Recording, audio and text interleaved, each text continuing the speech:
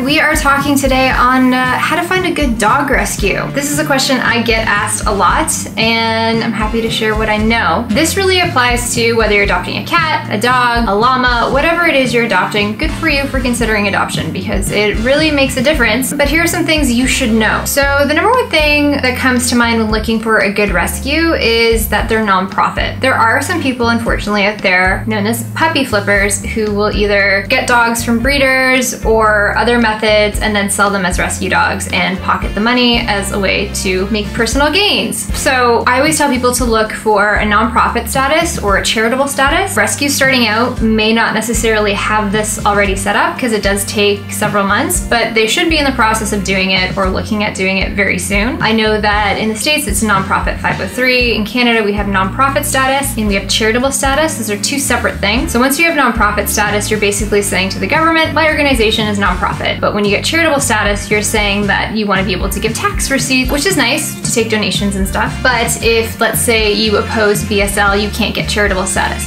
But you still can get nonprofit status, and any big rescue, especially ones that have been around a while, should have at least nonprofit status. A good rescue will ask you for references. What that means is that they'll call your vet for a reference if you've had animals in the past, just to see that you spayed and neutered your pet, that they've had no concerns about your pet's well-being, things along those lines. They will ask for a personal reference, usually from friends or family. For me, it's not a really big deal because your friends and family are always going to say nice things. Although occasionally I have done reference checks and people have said not nice things, so maybe it's not a moot point. And the next thing that they do is a home visit. So they come to your place, they check it out, make sure that you live where you say you live and that you don't have like a puppy death dungeon in your basement or metal spikes sticking out for a dog to hurt himself on. So expect a stranger, usually a volunteer from the rescue, to come in and just do a quick run through, check off a bunch of things on your form, and the home visit is complete. Number 3 would be that the rescue should be able to tell you where the dog is from. It shouldn't be like a huge mystery. A lot of the dogs don't come with much background. Maybe owner surrenders do, but for the most part they should say like, oh, we got it from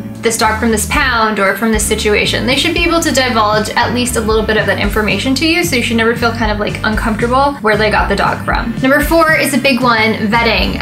Rescues should be completely transparent with the vetting of the dog that you're adopting. So that means that it's been spayed and neutered, it's been vaccinated. Any outstanding medical issues should be made known before the adoption, not after. Transparency is key in building trust with adopters. If you're adopting a dog, you don't want any surprises that you might have not been prepared to handle. So for example, it's a really good idea if you live in certain parts of the United States or Canada to make sure that they check that your dog is heartworm negative. Heartworm is a nasty illness and it can be very expensive and potentially dangerous to treat in dogs. So you want to be really proactive about that, ask a lot of questions, but they should be more than willing to divulge that information. And after the adoption, if shortly after, like a week or two, you find out dog's heartworm positive, the dog is has some type of illness and they knew about it, you should be able to go back and talk about it and they should be able to support you. It does happen time to time and it really turns off people from working with rescue organizations. Rescues should have a return policy.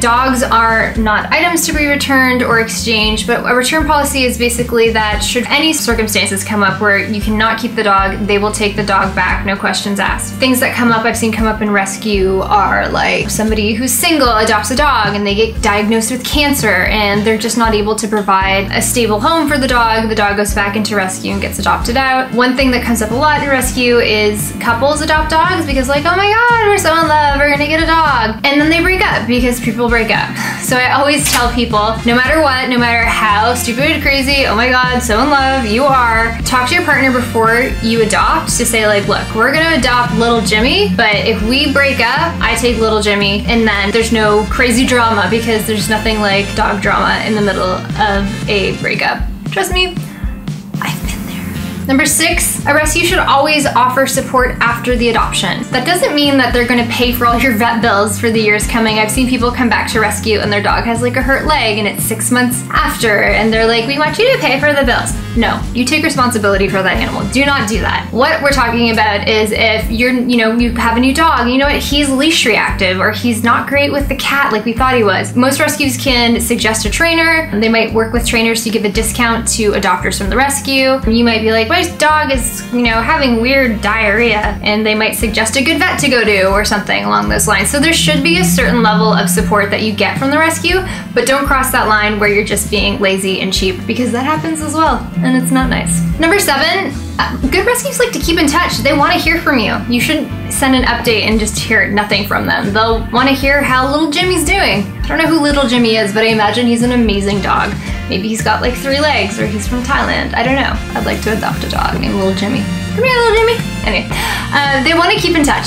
So definitely look for rescues who have a good social media following, who you can see other adopters from. And, number 8, look for references from other people who've adopted. You'll talk to people who they've got their dog George and they had an amazing adopting experience because George had this weird thing with their foot, and then they got them into a vet because they were supported by the rescue or something along those lines. Definitely look into that. Be nice to rescue people. They're all volunteers. I can tell you that there's nobody making any money in the grassroots rescue world. It's like, no money. No. This is just because people love dogs and they want to help. So keep that in mind. Just because a rescue may not follow all of these protocols and suggestions that I put forward doesn't mean that they're a bad rescue. There are lots of pounds, SPCAs, Humane Societies, who don't have the resources to home visits. So don't judge them. They do their best. And I think people are really especially hard on animal control facilities, just from my experience. Animal control facilities can only do as much as the local government provide them and allow them to do. So keep that in mind as well. So I hope this was helpful. I hope you go out and you adopt that little Jimmy or little Janie or whatever dog it is you're looking to adopt, or if you're adopting a ferret or a llama. Llama would be kind of cool. I'm sure there's llama adoption agencies out there. Anyway, you should definitely go out and adopt and, be confident in your decision. Take your time, ask lots of questions, make sure that you feel comfortable, listen to your gut instinct. If it sounds weird, there's lots of other rescues out there. So good luck, happy adopting. And if you're wondering, I did adopt. This isn't little Jimmy. This is Erwin. He's from Save Me Rescue, just outside of Toronto. He's pretty awesome, right? He's from Kentucky. Hey, y'all. Thanks for tuning in. Make sure you subscribe below and visit redemptiondogs.com and check out our photo series and podcast.